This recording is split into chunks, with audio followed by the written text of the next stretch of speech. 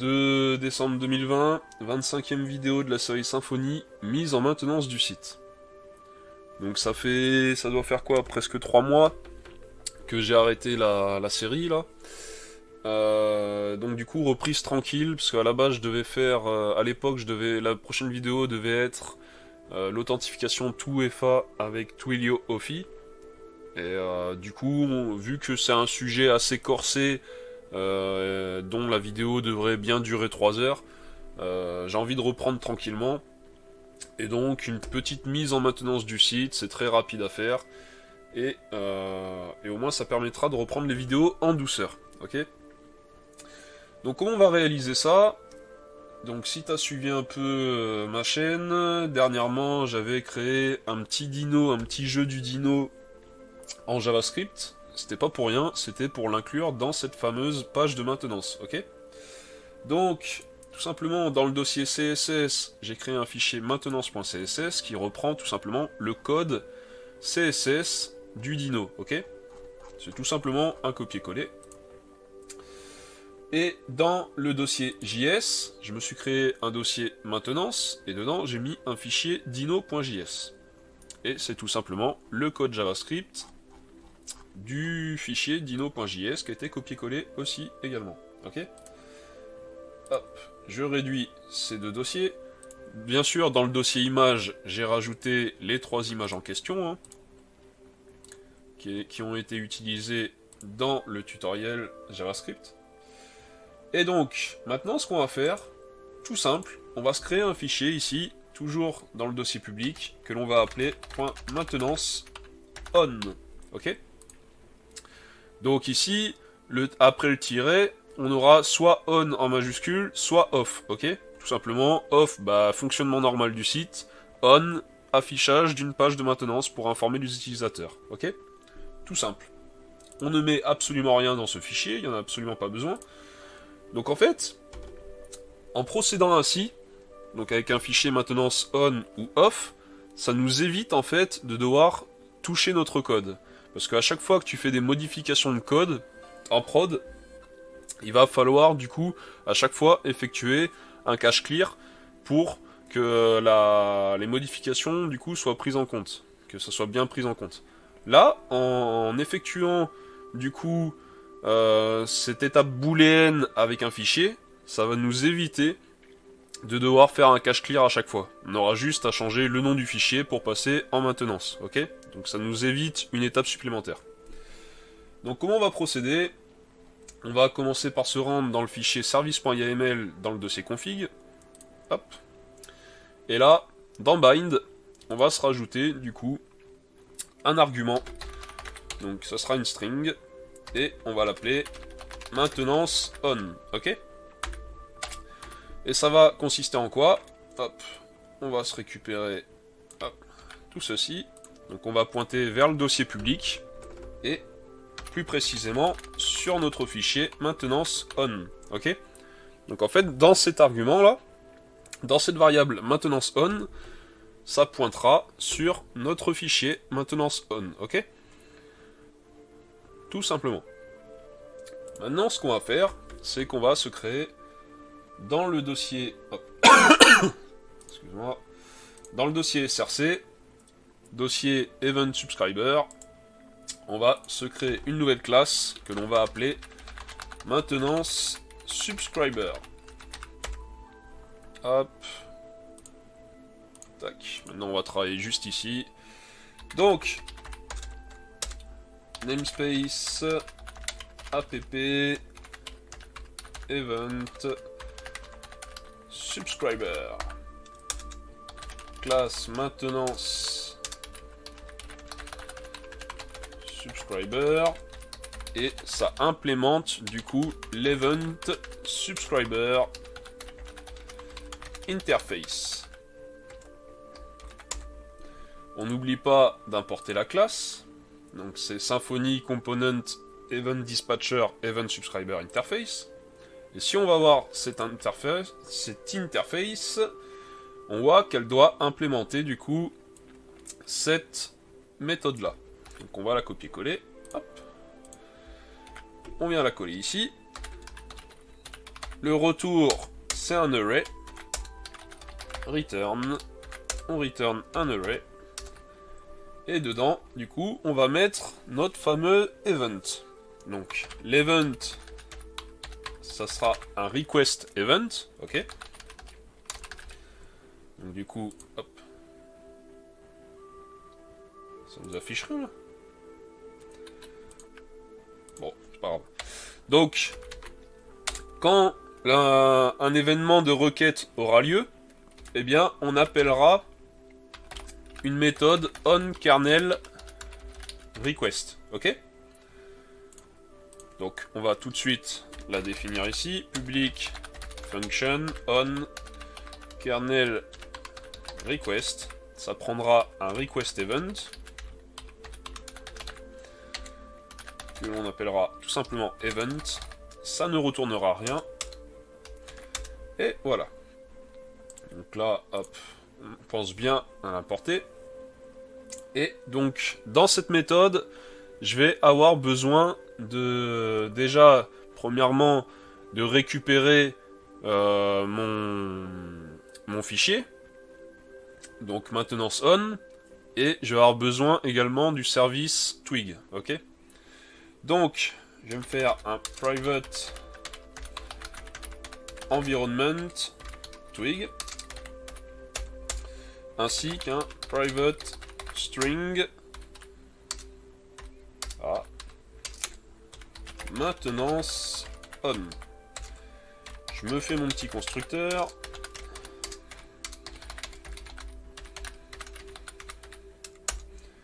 Donc, environment twig string maintenance on. Ok. Donc, tac, tac, 10 twig égale twig et 10 maintenance on égale maintenance on. Ok. Donc ça avec PHP 8 après ça sera beaucoup plus court, hein. On s'embêtera moins. Et donc maintenant j'arrive au niveau de ma méthode onKernelRequest. Qu'est-ce que je vais faire? Je vais vérifier si mon fichier maintenance on existe ou pas, ok? Et là, en l'occurrence, je vais vérifier si il n'existe pas. Donc pour cela, je mets la négation, j'appelle la fonction file exist, et je vais vérifier du coup si ce fichier maintenance on existe ou pas. Donc là, en l'occurrence, n'existe pas. Si il n'existe pas, qu'est-ce que je fais? Eh bien, je return, tout simplement. Variant c'est quoi ça? C'est void? J'ai pas vu.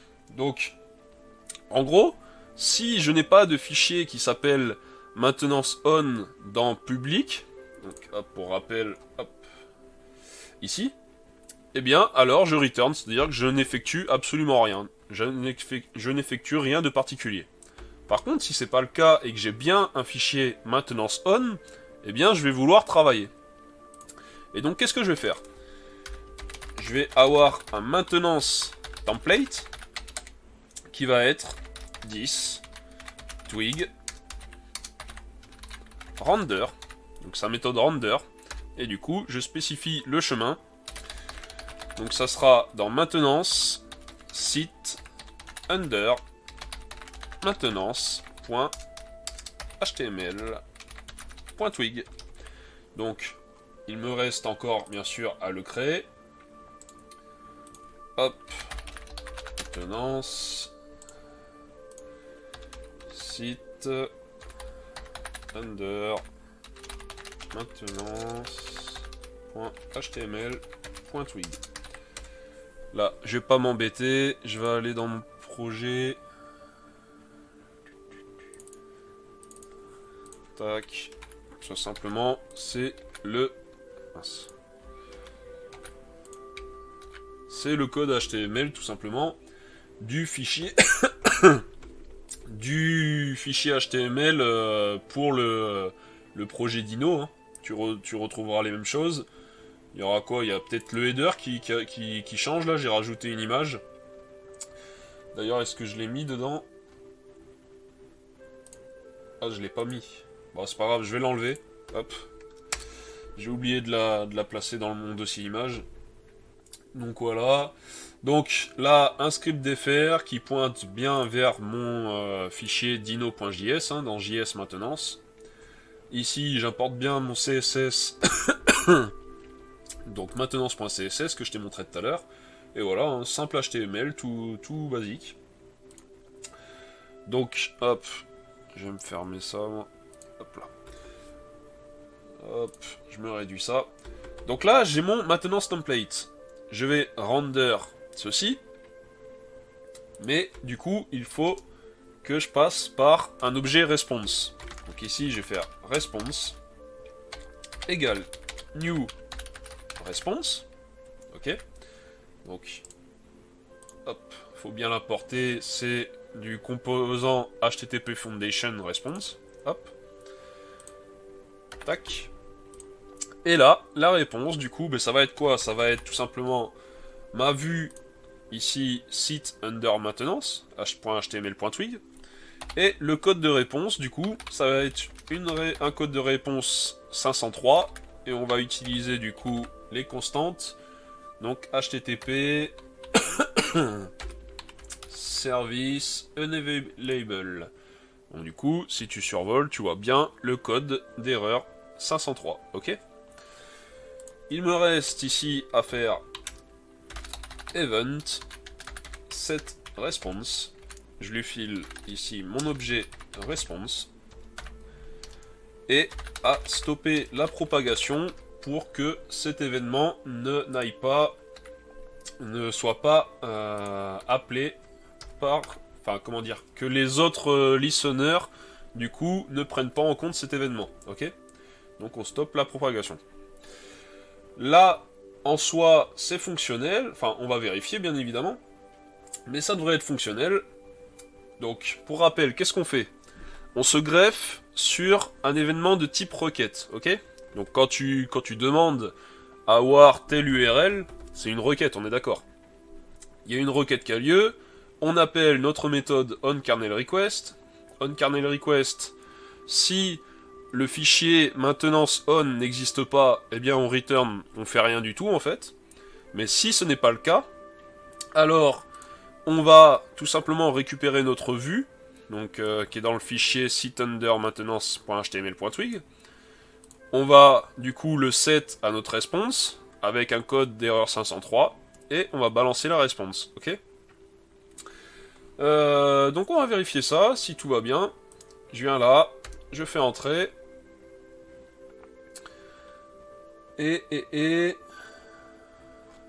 Ah mince, j'ai pas importé la classe là. Hop. Donc pour environment, j'ai zappé tout à l'heure d'importer la classe, donc j'actualise.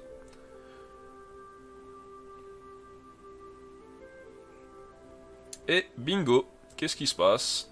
Tu retrouves notre fameux pote Dino. Si je clique, je le fais sauter. Si j'appuie sur la flèche directionnelle du haut, je le fais sauter. Et tu vois le compteur qui s'incrémente, comme dans mon tuto. Hop, attends. Voilà. Non, c'est trop tard. Bref. Donc là, j'étais sur la page d'accueil. Si je veux aller sur login, boum, je me prends la même page. Je me souviens plus des routes du site. Attends. Pour savoir, c'est simple. Symfony, console, debug, router. Donc, j'ai quoi d'autre? Register, reset password, forgot password. Hop. Donc, register, forgot password. Bref, quel que soit du coup la... Hop, c'est quoi ça? Ouais, ok, pas de souci. Ah oui, c'est que je suis en environnement de dev. Donc bien sûr, si je passe l'environnement en prod, je vais le faire. Merde. Hop, Je vais le faire. Hop. Donc composer dump env prod. Je vais supprimer du coup le cache.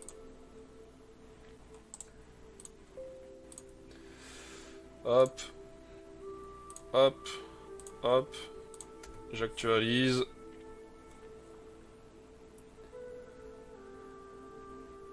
Et voilà, on n'a plus la web debug toolbar, l'erreur là. J'inspecte. Et en console, du coup, bah, c'est normal, hein, j'ai cette erreur parce que j'ai une 503. Hop, j'efface ça. J'arrive, j'ai une 503, c'est logique. Hein.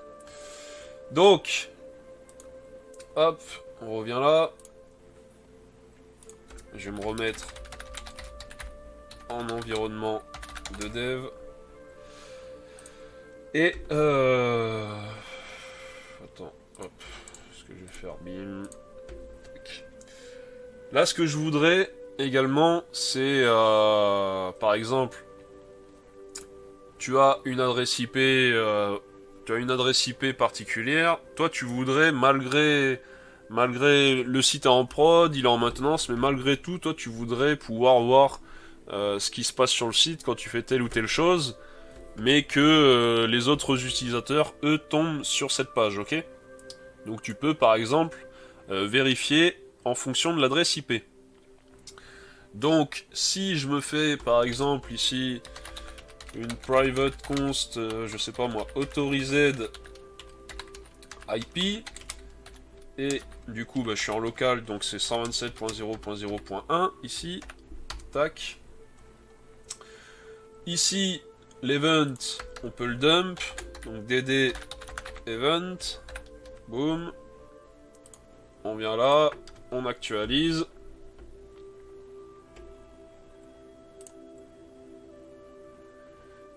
Et donc, du coup, tu as la request dedans.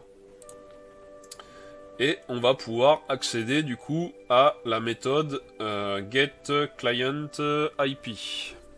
Donc, hop. Si je fais ça, getClientIP, j'actualise.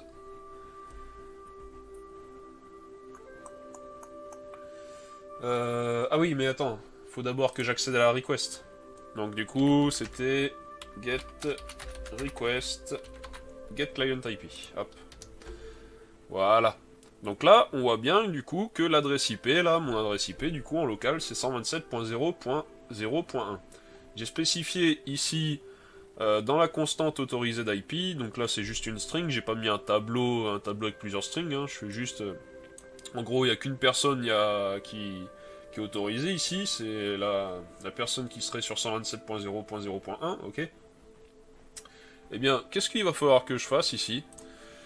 Dans ma condition, là, je vérifie si j'ai un fichier maintenance on qui existe, enfin, qui n'existe pas, en gros, donc j'ai donc mon fichier maintenance off, on est d'accord? Ou, donc là, c'est-à-dire que là, admettons que cette condition, cette expression ne soit pas vraie, donc c'est-à-dire qu'on a bien un fichier maintenance on qui existe, mais on va vérifier autre chose, du coup. On va vérifier, donc attends, je vais stocker ça dans une variable userIP, ça sera plus lisible, hop.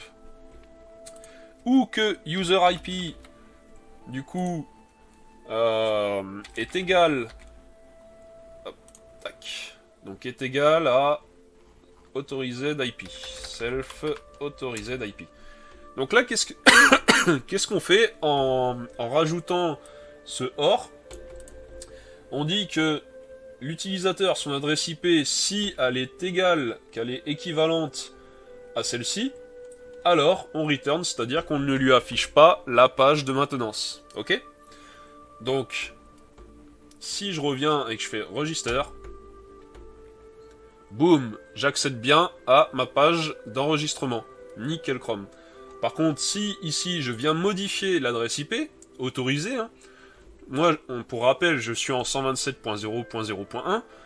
Si je mets 127.0.0.2, ce n'est pas strictement égal ici. On est d'accord. Donc je ne rentre pas du coup dans la condition, vu que j'ai un maintenance on qui est présent. Donc ça ne s'exécute pas. Donc du coup, je vais exécuter ces lignes de code. J'actualise. Et boum, je tombe sur la maintenance. Quelle que soit la route, boum. Boum, nickel chrome. Donc voilà. Comment mettre en place du coup un système de mise en maintenance et en autorisant les personnes que tu souhaites, donc via leur adresse IP par exemple. Là, si je remets 127.0.0.1 et que je fais login, normalement, je devrais voir apparaître ma page de login. Voilà, ça sera mieux comme ça. Donc, voilà. Comment faire tout simplement, très facilement, un système de mise en maintenance. Donc un simple event subscriber qui ici fait 50 lignes, et un simple fichier. Donc ça se joue à 3 niveaux, ça se joue dans la logique dans le maintenance subscriber, ça se joue au niveau de notre fichier maintenance on. Là, par exemple, si je mets maintenance off, d'accord, j'ai changé le nom du fichier. Là, je mets une adresse IP autorisée bidon, donc je mets 2, c'est pas la mienne. Et si j'actualise, eh bien, j'ai toujours accès au login. Par contre, si ici, je remets sur on, j'actualise et je me prends la maintenance, ok? Donc ce fichier maintenance subscriber, ce fichier-là, dont on fait varier du coup la valeur booléenne entre guillemets on-off, et le fichier services.yml, où dedans on a spécifié tout simplement le chemin vers ce fichier avec ce nom-là, maintenance on, dans cette variable maintenance on qui est utilisée dans notre subscriber, ici. Ok? Donc voilà, fin de la vidéo, et je te dis probablement à demain pour la 26e. Allez, tchuss!